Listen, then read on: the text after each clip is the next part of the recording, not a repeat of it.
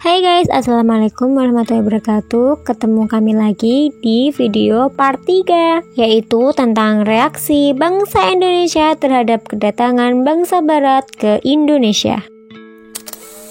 Padahal pada awalnya Indonesia menyambut baik atas kedatangan bangsa Barat yang dimulai dari Portugis, Spanyol, hingga Belanda di abad 15 sampai 16.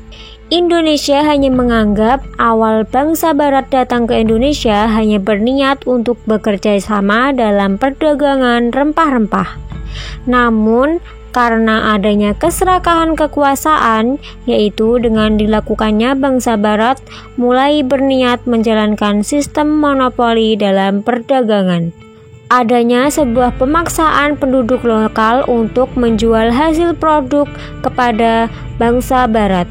Bangsa Barat mengikut campuri urusan domestik kerajaan, menguasai kerajaan wilayah warga lokal seperti yang dilakukan Portugis dan Belanda.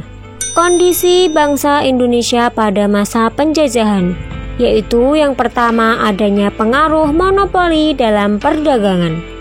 Yang kedua yaitu adanya pengaruh kebijakan kerja paksa. Yang ketiga yaitu adanya pengaruh sistem sewa tanah. Yang keempat yaitu pengaruh sistem tanam paksa. Yang kelima yaitu adanya perlawanan terhadap kolonialisme dan imperialisme. Yang pertama, pengaruh monopoli dalam perdagangan. Monopoli adalah penguasa pasar yang dilakukan oleh satu atau sedikit perusahaan. Monopoli perdagangan yang dilakukan VOC terhadap Indonesia adalah dengan cara adu domba. Adu domba yang dilakukan Belanda terjadi terhadap kerajaan yang satu dengan kerajaan lainnya. Dengan adu domba, Belanda memiliki tujuan untuk menjadikan permusuhan antar kerajaan. Dengan masuknya bangsa Belanda mendukung salah satu kerajaan dengan kedok membantu, tetapi harus ada imbalan jasa. Monopoli perdagangan di Indonesia mengakibatkan bangsa Indonesia sangat menderita. Dengan monopoli, Indonesia tidak memiliki kebebasan menjual hasil bumi mereka. Bangsa Indonesia dipaksa menjual hasil bumi kepada VOC dengan harga yang rendah atau murah. Padahal apabila dijual ke penjual lain, harga bumi dari petani Indonesia sangatlah mahal. Yang kedua, pengaruh kebijakan kerja paksa. Kerja paksa adalah sebuah kondisi di mana seseorang atau kelompok orang melakukan pekerjaan di bawah adanya ancaman sanksi atau hukuman. Seorang pekerja tidak memiliki kebebasan untuk melaksanakan pekerjaan dengan senang hati. Kerja paksa dikenal pada masa pemerintahan Belanda di bawah pimpinan Gubernur Jenderal Herman Willem Daendels pada abad ke-19. Pada kerja paksa ini, masyarakat merasa sangat dipaksa dengan bekerja tidak mengenal waktu. Harus tetap bekerja meskipun tidak bidangnya, dan seorang pekerja tidak boleh meninggalkan pekerjaannya. Adapun sisi baik dari kerja paksa ini, pada masa itu Indonesia memperoleh beberapa sistem-sistem yang berlaku, yaitu adanya sistem kontrak kerja yang berjalan baik dan berjalannya sistem upah yang sesuai. Yang ketiga, pengaruh sistem sewa tanah. Sistem sewa tanah ini terkenal pada masa Raffles. Sistem ini memiliki ketentuan petani harus menyewa tanah meskipun dia adalah pemilik tanah. Harga sewa tanah tergantung pada kondisi tanah. Pembayaran tanah dilakukan dengan uang tunai, dan bagi yang tidak memiliki tanah dikenakan pajak kepala. Sistem sewa tanah ini diberlakukan kepada masyarakat daerah Jawa, kecuali Batavia. Dari perubahan yang terjadi di Eropa, dapat mengakhiri masa Raffles, dan status Indonesia dikembalikan sebagaimana dulu sebelum terjadi perang. Yang keempat, pengaruh sistem tanam paksa. Tanam paksa merupakan gagasan dari Gubernur Jenderal Johannes van der Bos pada masa penjajahan. Adanya kebijakan tanam paksa di Indonesia disebabkan karena situs keuangan yang mendesak di negara Belanda. Di tanam paksa ini banyak terjadi penyimpanan.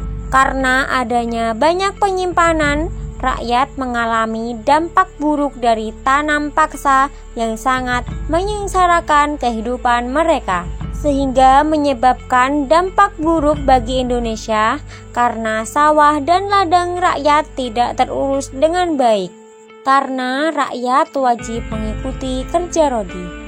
Rakyat Indonesia mengalami tekanan fisik dan mental yang berkepanjangan karena harus memenuhi kebijakan-kebijakan pemerintah Belanda yang menjadi beban. Dari tanam paksa ini, Indonesia juga mendapat pelajaran yang berguna untuk pertanian Indonesia di masa depan, yaitu dengan adanya teknik-teknik baru untuk menanam jenis tanaman baru, dan rakyat dapat mengenal jenis tanaman berpotensi untuk diperdagangkan di luar negeri. Yang keempat yaitu perlawanan terhadap kolonialisme dan imperialisme. Setelah terjebak dalam kolonialisme dan imperialisme, Indonesia melakukan sejumlah perlawanan. Tokoh-tokoh Indonesia tidak akan tinggal diam dan akan berusaha untuk melakukan perlawanan terhadap kolonialisme dan imperialisme. Dengan begitu, sejumlah tokoh Indonesia membentuk sebuah perlawanan, yaitu seperti perlawanan Sultan Agung Tirtayasa, perlawanan Partimura, perlawanan Pangeran Antasari, dan perlawanan Sultan Agung. Tumbuh dan berkembang semangat kebangsaan. Bangsa Indonesia sadar bahwa berbagai penyebab kegagalan perjuangan kemerdekaan pada masa lalu, salah satu penyebabnya adalah perlawanan yang bersifat kedaerahan. Pada awal abad 20, corak perjuangan bangsa Indonesia berubah dari yang bersifat kedaerahan menuju perjuangan yang bersifat nasional. Bangsa Indonesia telah menemukan identitas kebangsaan sebagai pengikat perjuangan bersama. Munculnya paham kebangsaan atau nasionalisme telah tumbuh dan menjelma menjadi sarana perjuangan yang sangat kuat, sehingga membuat kesadaran bangsa Indonesia mulai berontak dan berusaha mengusir keberadaan bangsa-bangsa barat di Nusantara. Nah, itulah berbagai materi dari kedatangan bangsa barat ke Indonesia. Terima kasih sudah menyimak video dari part 1 sampai part 3. Semoga bermanfaat. Apabila banyak kesalahan penyampaian materi atau kurang dalam penyampaian materi, kami dari kelompok 8 meminta maaf yang sebesar-besarnya. Cukup sekian. Wassalamualaikum warahmatullahi wabarakatuh. Bye-bye.